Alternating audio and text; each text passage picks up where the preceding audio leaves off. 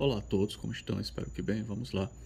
Olha só, acredito que Os Pilares da Terra, do Ken Follett, é um clássico absoluto. Acabou se tornando um clássico moderno contemporâneo absoluto. Eu não conheço ninguém que tenha desgostado de Os Pilares da Terra. Agora, eu demorei muito a ler Os Pilares da Terra. Acho que eu li apenas há uns 5 anos, ou seja, demorei bastante. Enquanto a maior parte dos meus colegas, sejam colegas presenciais ou virtuais, já tinham lido e falavam muito bem. Agora eu acho que eu não lia por um certo preconceito quando eu via do que se tratava um enredo e a sinopse. É que isso aqui tinha tudo para dar errado. É uma trama folhetinesca, uma construção maniqueísta de personagens, uma ambientação exageradamente romântica, só que sem perder também, em diversos momentos, os pés no chão do que era a vida de um homem no final da Alta Idade Média, especialmente no período conhecido como a Anarquia, logo após o falecimento do rei Henrique e as sucessivas disputas pelo trono, e onde a barbárie se espalhou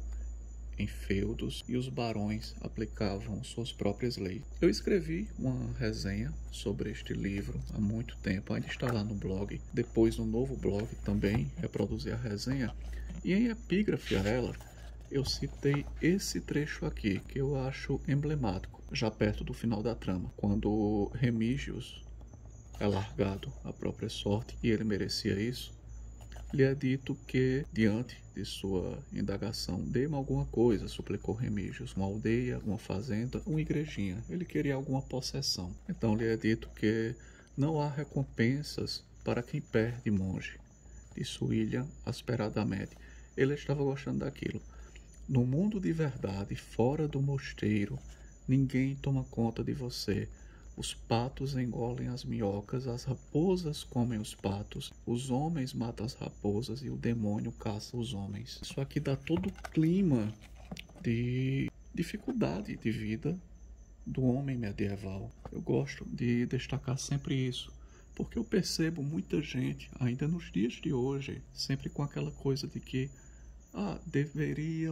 eu deveria, seria mais interessante ter nascido num período pré-capitalista, pré-regime de mercado, onde eu estaria caçando, vivendo livre nos campos, colhendo meu sustento. Isso é uma vã ilusão.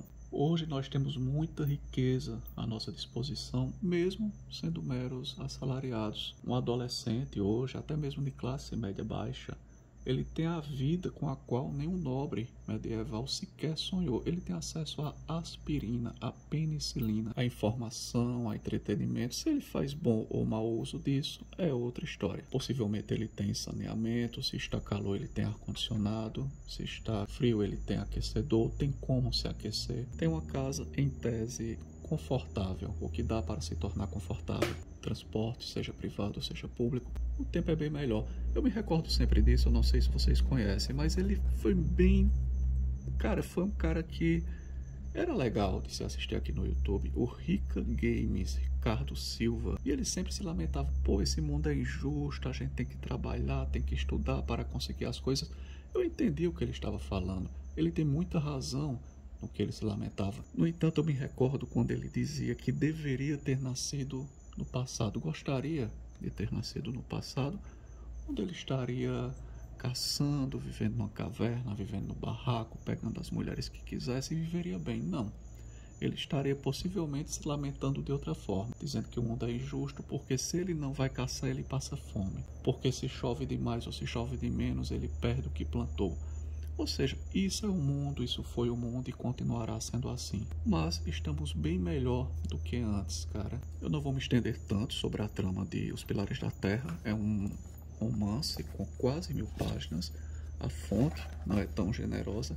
Tanto que quando eu reli, a primeira vez que eu li foi aqui, quando eu reli, mesmo tendo a edição impressa, eu baixei uma edição eletrônica e li no Kobo, onde eu posso ampliar a fonte, fica bem mais confortável do que ler nessas letrinhas. Mas a trama essencialmente gira em torno dos personagens Tom Construtor e seu filho Jack, na empreitada deles que passa de pai para filho para edificar uma grande catedral, na Lady Aliena, filha do barão de Shirring, de como ela cai de uma vida de nobreza para a miséria e depois, com seu esforço, consegue se reerguer, do nobre monge Philip, um homem admirável, e de como ele é importante para a vida de todos à sua volta. Tem muitos personagens nesse romance, não chega a ser um romance enciclopédico, aqueles romances como eu gosto de citar sempre, História Sem Fim do Michael Ende, que tem personagens a perder de vista. Aliás, já falei sobre esse romance aqui. História Sem Fim que foi adaptado para o cinema.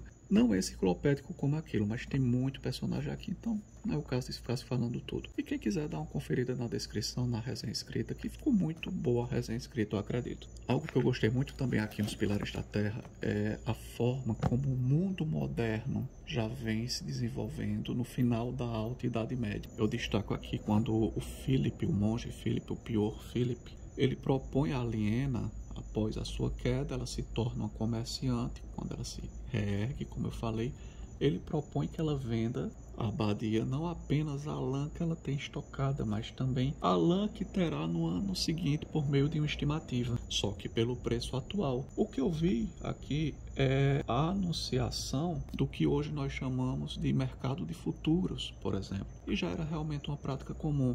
E também a formação de guildas profissionais que muito se assemelham às nossas associações e sindicatos e ordens de classe. Realmente, tem um tom muito folhetinesco em Os Pilares da Terra, mas a crueza está lá. A doce princesa, a Lady Aliena, ela é violentada por seu ex-noivo. Os camponeses não são tão inocentes, eles vivem na sacanagem e na malandragem, um tentando ferrar o outro. No final, de certa forma, o amor, aos trancos e barrancos, consegue vencer, e eu resumi toda esta obra aqui como um lirismo com o pé no chão. É a melhor forma como eu posso descrever Os Pilares da Terra, que teve uma continuação aqui, Mundo Sem Fim, nesse box. Aliás, aqui é da editora Rocco, com edição caprichada, considero caprichada, pelo menos para a época. E aqui é da Arqueiro.